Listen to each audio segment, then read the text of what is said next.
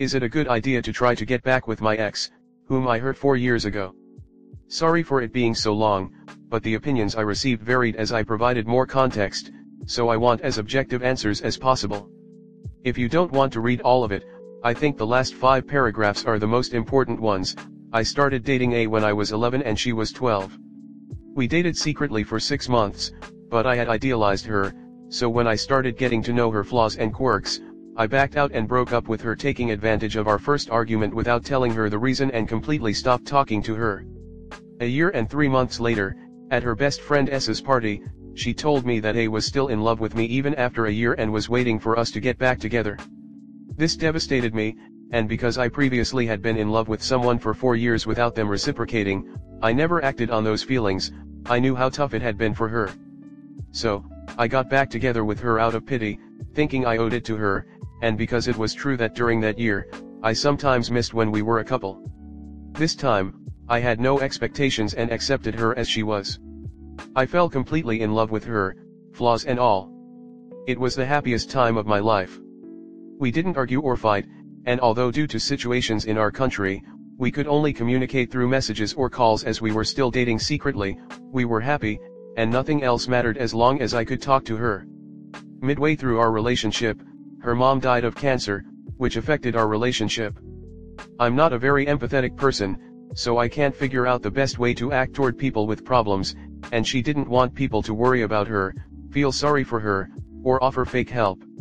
So, my solution was to treat her normally, as if everything were normal, a way for her to forget about her problems and not be reminded of them. But due to my immaturity, over time, I became more careless, thinking it would help her without considering the consequences. I began not taking things seriously, as if everything were a joke. It was my wrong way of helping, and due to my immaturity, sometimes, while playing or having fun, I hurt her feelings.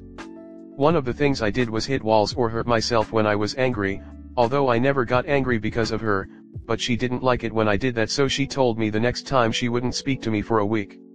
So, one day, when I failed to do something for her, completely my fault, I got angry with myself and cut my fingers a bit with scissors. I was going to be out of the country for personal reasons, and since there was no internet where I was going, I didn't want her to worry about me, take more notes in school for me, or giving extra problems, so I showed her my cuts. She got serious and didn't speak to me. The following week, I thought, okay, we can talk again now, and since she was mad at me, she didn't worry about my absence, so we could go back to normal. Of course that was a big mistake. I tried to apologize, but when I talk about a problem or my feelings, I do it very objectively, as if it's not a big deal. In the past, when I told someone else about my problems, I always did it in a rational way that made it seem like they weren't a big deal. This can lead to others misinterpreting how I feel or how serious the problem is for me. A was afraid that I could be interpreted it as me not caring, not being sorry, or not taking things seriously. So, I tried to tell her how I felt, put all my feelings into words and express them, but the words wouldn't come out, and I just felt a lump in my throat.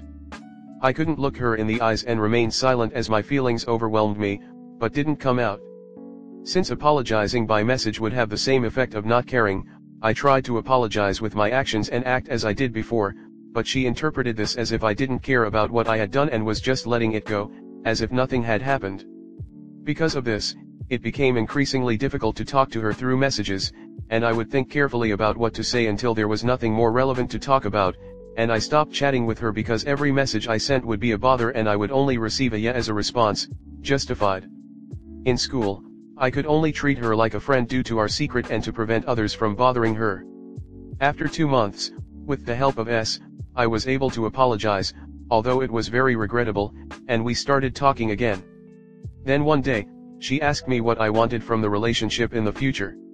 I knew that I would eventually hurt her again, maybe I could stop acting so immature, but the fact that I couldn't support her in school overwhelmed me and was necessary to help her. So, I proposed changing schools and starting over, something I had always refused, but I was willing to do it for her. When she rejected this, I was left with no options. While every part of me resisted, I thought it was best to break up to avoid hurting her again and continue supporting her simply as a friend. I thought we were okay with that until one day she asked me why I treated her differently around other people. Not knowing exactly what she meant, my response wasn't enough, and when I tried to express myself again, I couldn't say anything, as had happened before. She told me that if I wanted to continue as before, I should apologize to her. For the same reasons, I couldn't, and I tried to apologize with my actions as before, and things didn't seem to be going badly until one day she gave me a note explaining how I had hurt her. With a lot of pain, I decided to cut all contact so she could heal, move on, and be with someone better. 2 years later, a girl asked me to be my girlfriend, and I thought enough time had passed, but it wasn't the case, and I ended it after a week because I felt nothing for her and kept comparing her to I moved to another country and apologized 3 years after our breakup in December 2022, although at her request, through a message. Her response was something like, "I'm glad you've shared your feelings. I understand that both of us have changed a lot since then, and I don't hold any grudges for what happened between us when we were young. Our relationship wasn't serious, we were immature, and life took us in different directions. You shouldn't carry any guilt because it's not all your fault." And now, despite 4 years having passed, I still think about her even though we don't talk. I've deleted messages and photos, gone to parties, met new people, and it seems that time alone is not enough. I wanted to believe this wasn't possible, but it seems like I've continued to love her just the same every day since we broke up. I told one of my friends here, who knows nothing about my past, about this situation to get advice on how to move on. They suggested I should write to her and, if she rejects me, at least I could have closure because I would have tried everything. 2 other old friends also said the same thing. Despite our past and the fact that if we got back together, I could only see her for 2 weeks every 4 months, this is my last option, and even if in my mind I never wanted to do this and think this is a bad idea, my heart just won't listen. So I have many doubts about whether I should do it or not. I just want her to be happy and not hurt or bother her in any way. So, I would like to know if it would be right to do this, and if not, please tell me what else I can do to move on. Next story 2. The guy I almost dated cut things off through a crying voice message. How should I process this and move on? So, about a month ago, I met this guy on Bumble. We'll call him Lucas for anonymity. When Lucas and I started chatting, we surprisingly hit it off very well. Our conversations flowed great, to the point where our texts went from novels to voice messages to fit the amount of things we had to say, haha. I thought he had a lovely voice, and vice versa, and our conversations were always exciting and never dry. We switched from Bumble to text messaging through our numbers. Naturally, we set up a date. It was relatively chill. We walked around a park, went to the pool, and grabbed food. He was much cuter in person than in his pictures, and I thought he was super charming yet sweet and shy. We had great chemistry in person. God. We were constantly laughing, smiling, and flirting. At the end of the date, he gave me a sweet little gift that was very thoughtful and referenced something I had mentioned in one of our conversations. He also sent me a song later that night that reminded him of me. I listened to it and loved it. I thought it was such a cute gesture. Since we live a half hour away from each other and work full-time, I'm also in college full-time, we set our dates up for the weekends. We went on a second date the following weekend. Lucas reached out on a weeknight to tell me that he would love to see me again. We continued to regularly text each other throughout the week, sending memes, reels, and TikToks. We checked in on each other's days and occasionally asked more get-to-know-you questions. A couple of days after our second date, we ended up having an 8-hour-long phone call. There was never a lull in that conversation, and we loved learning about each other more and more. We agreed to meet for a third date the following weekend and then a fourth the week after. For some context, Lucas had told me a lot of sweet things in between all of this. I genuinely thought we were going to eventually end up dating. He told me that he likes me, he wants to date me, and we even made plans for the winter. It snows where we are. He told me that he had gotten off Bumble and was exclusively talking to me. Mind you, he told me this 2 days before our fourth date. On our fourth date, we went to the movies, got dinner, and went to an arcade. We each spent about $120 on this date, and he wanted to keep playing at the arcade and prolong our stay. We finally said our goodbyes, and I gave him a little $15 gift before leaving myself. He said he loved it. We kissed, and I left. It went great. In the following couple of days, I noticed he was a little distant. I didn't mind since absence makes the heart grow fonder and we already had a fifth date planned for the Sunday. I also figured that some of the initial infatuation was giving way to a little more comfortability and that he might ask me out within the next few weeks.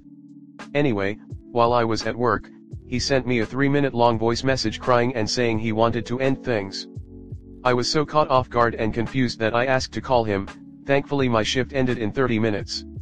In his initial message, he explained that he didn't want to end up getting hurt. That he's been thinking and hasn't been eating or sleeping for the past few days.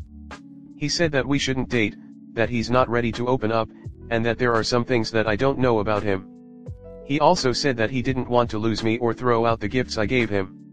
He then proceeded to say that he deleted Bumble after I sent my first voice message to him, that he never lied about any of his feelings, that there wasn't another girl or anything, and that he was genuinely only talking to me. Mind you, that whole bit was completely unprompted. I didn't even consider that the reason why he was doing this was because of another girl. During this voice message, he was pausing, sniffling, and crying quite a bit. I felt terrible listening to it. I called him. I explained that I was confused considering how well everything was going. He said he didn't think this would happen. I pointed out that his saying that he dates to marry and that he's looking for a long-term relationship/wife can give people the wrong message if that's not how he actually feels.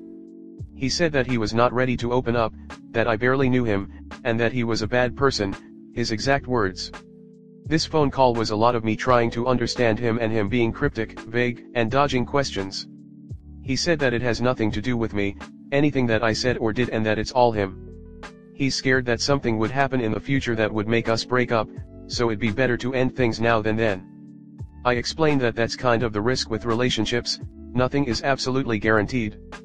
I pressed him a little further and he started to say how anxious he got before each date, and how he wanted to cancel each one because he was overthinking and felt guilty for not feeling as invested as me.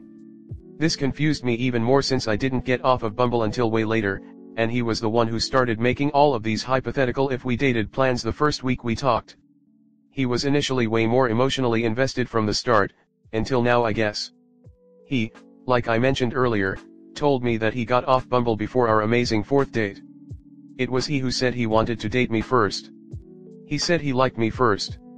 I was fine taking things at whatever pace he felt the need to. Anyway, he said that there were aspects of me that most guys would like that he thinks are incompatible with him. He thinks I'm an energetic extrovert and he's an easily stressed and anxious introvert. As someone with anxiety disorder, I am super sensitive to stress as well and would have totally been willing to help him when he's stressed in general. But he never communicated that. He wants someone who can read him, but I pointed out how crucial communication is and how I can't be expected to read his mind. I also am more of an ambivert. My social group only consists of my co-workers, an old friend, and my family. I don't party, club, or even go out. I'm a PC gamer girl who goes to work and double majors. I don't really do much. When I pointed that out he just gave me some other vague excuse.